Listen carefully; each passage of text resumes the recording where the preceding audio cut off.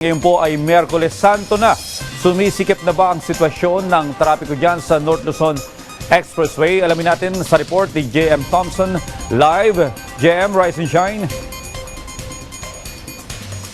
Audrey, may bahagyang pag-build up na ng traffic dito sa North Luzon Expressway o NLEX dahil ngayong araw nga inaasahang dadagsa ang mga biyahero palabas ng Metro Manila.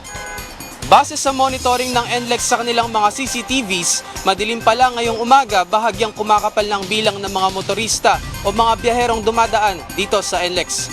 Hindi naman na nagulat ang pamunuan ng NLEX dahil noong nakaraang linggo pa lang ay handa na sila. Katunayan, may mga dagdag na personal silang itinalaga na aalalay sa mga kababayan nating bumabiyahe ngayong Semana Santa pauwi sa kanilang probinsya. Ikinatuwa naman ang ilang mga biyahero na dumadaan dito dahil bahagya pang maluwag ang NLEX sa ngayon kumpara noong mga nagdaang taon. Karaniwan kasi linggo pa lang ng palaspas, hudyat na ito ng pagkapal ng pila ng sasakyan sa mga daanan papunta sa probinsya, partikular dito sa North Luzon Expressway. Nitong nakaraang araw nga ay naglabas ang Department of Energy o DOE ng panibagong pagtaas ng presyo ng produktong petrolyo, partikular sa gasolina, diesel at kerosene. Tiniyak naman ni Energy Secretary Sharon Garin na sapat ang supply ng produktong petrolyo na aabot hanggang 51 days dahil sa patuloy na paghahanap ng pamahalaan sa mga supplier. Sabi pa ng DOE, tuloy-tuloy ang paglalabas ng listahan ng mga gasolinahan na nagbibigay ng discount sa mga PUV drivers, TNVS drivers, delivery rider at iba pang motorista.